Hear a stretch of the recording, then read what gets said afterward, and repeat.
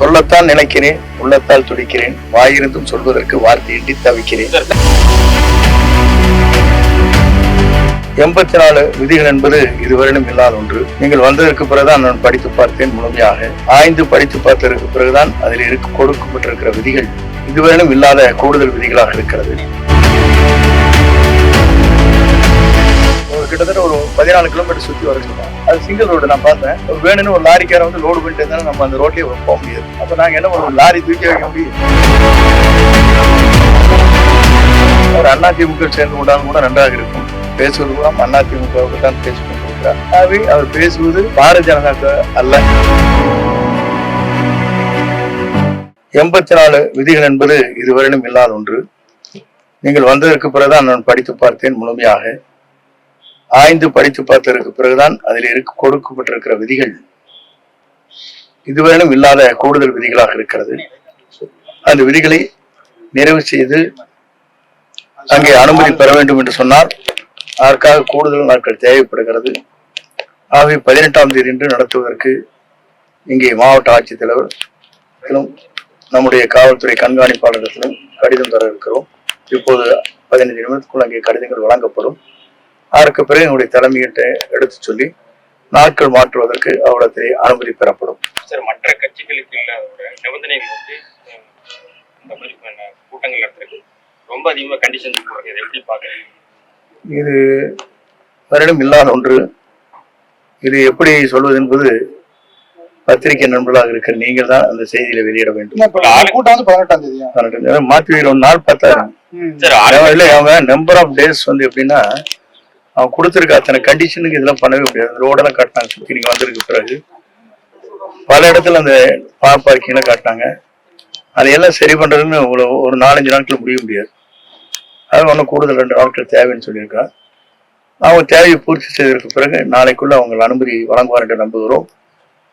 அனுமதி வழங்கவில்லை என்றால் வழக்கு மன்றத்துக்கு செல்வோம். அவங்களுக்கு இவ்வளவு நிபந்தனைகள் இல்லை, நம்ம தாவக அது இங்க இருக்கிற அரசியலத்தை தான் கேட்க வேண்டும். இதை பற்றி எந்த கருத்தும் சொல்வது சரியாக இருக்காது. இல்ல மழை வெயில் கேட்கறாங்க. அதுபோல் கண்டிஷன்ஸ் ஏதாச்சும் இது ஏற்பட்டா என்ன சொல்ல போறீங்க, எவ்வளவு பேர் வருவார்கள், அவருடைய பெயர் பட்டியல் வேணும் கேட்டிருக்காங்க. வரைக்கும் பெயரை பூரா எப்படி கொடுக்க முடியும்? நேம்ஸ் கொடுக்க முடியாது. நேம் கேட்டிருக்காங்க. அத்தனை பேர் வரையுடைய நேம் வேணுங்கிறாங்க, ஐடென்டி கார்டு வேணுங்கிறாங்க, நிறைய சொல்லியிருக்காங்க. விதிகளை பற்றி நான் சொல்லவில்லை. அது அவருடைய இருக்கின்ற சில விதிமுறைகள் இருக்கிறது. அதை பற்றி நான் உள்ளே செல்லவில்லை. ஏனென்று சொன்னால் அதைத்தானால் கூட வழக்கு போட முடியும். இதெல்லாம் சுப்ரீம் கோர்ட் கேஸ் பெண்டிங் இருக்குது, சிபிஐ இருக்குதுன்னு போட்டுருவாங்க. சிலதெல்லாம் தவிர்க்க முடியாத நம்ம பேச முடியல சொல்லுவாங்க. ஒரே நிமிஷம் சொல்லத்தான் நினைக்கிறேன், உள்ளத்தால் துடிக்கிறேன், வாயிருந்தும் சொல்வதற்கு வார்த்தையின்றி தவிக்கிறேன்.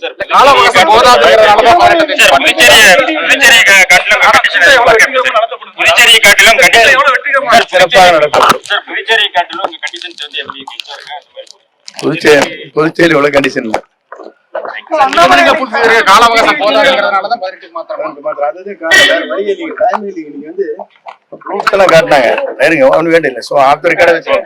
நிறைய ரூட் எல்லாம் சுத்தி காட்டிட்டாங்க. கிட்டத்தட்ட 15 கிலோமீட்டர் கூட்டு போய் ரவுண்ட் அடிக்கிறாங்க. இப்படி கொண்டு வாங்க வண்டினா சிங்கிள் ரோட்ல வண்டியில வரதுங்கிறது அவ்வளவு சுலபமா இருக்காது. இதெல்லாம் கொஞ்சம் நாங்க உன்ன கொஞ்சம் கன்சல்ட் பண்ண வேண்டியிருக்கு. உங்களை கூட்டிட்டு போய் மறுபடியும் பேச வேண்டியிருக்கு. நீங்க கிட்டத்தட்ட நம்ம இப்படி டைரக்டா வருது வேண்டாங்கிறாங்க. சுத்தி கொண்டு போய் 13 கிலோமீட்டர் சுத்தி கொண்டு வந்து விடுறாங்க. அப்ப அந்த வண்டி சிங்கிள் வண்டி வரும்போது ஒரு லாரின்னா கூட நாங்க வர முடியாது. கார்ல தான் அது கிளியரா இருக்கு. பொதுமக்களுக்கு என்ன பண்ணிட்டாங்கன்னாங்க, டைரக்ஷன் இங்க இருந்து வரான்னு வச்சுங்க, ஈரோடு இருந்து வரலாம் அப்படியே சுத்தி விட்டு சீனாபுரம் போய் இங்க வர மாதிரி சொல்றாங்க. அங்கிருந்து வரை வந்து அந்த பெருந்துறையில அந்த பக்கம் வரையில இந்த டைரக்ஷன் போய் ஒரு கிட்டத்தட்ட ஒரு 14 கிலோமீட்டர் சுத்தி வர சொல்றாங்க. அது சிங்கிள் ரோடு. நான் பார்த்தேன். ஒரு வேணும்னு ஒரு லாரிக்கார வந்து லோடு பண்ணிட்டு இருந்தாலும் நம்ம அந்த ரோட்லயே போக முடியாது. அப்ப நாங்க என்ன பண்ணுவோம், லாரி தூக்கி வைக்க முடியும்.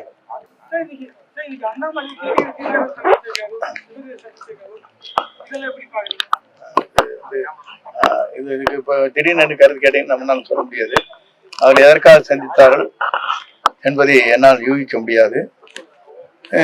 இப்போதான் நான் வந்திருக்கிறேன். இருங்க, இதெல்லாம் முடிந்ததற்கு பிறகு நான் மாலையிலே மற்றோடு பேசுவேன். பேசியதற்கு பிறகு கருத்துக்களை சொல்லுவேன். புதுச்சேரியில மத்திய அரசு விமர்சித்திருக்கிறது, ஒரு கவுன்சில் கூட ஆக முடியாது.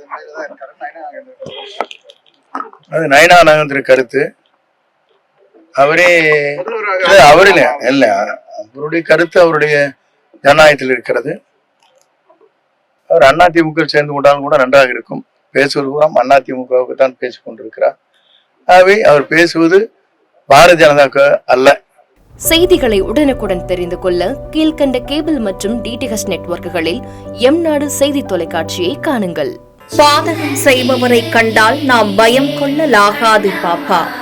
மோதி மிதித்து விடு பாப்பா, அவர் முகத்தில் உமிழ்ந்து விடு பாப்பா. அண்மை செய்திகளை உடனுக்குடன் தெரிந்து கொள்ள இணைந்திருங்கள் எம்நாடு தொலைக்காட்சியுடன்.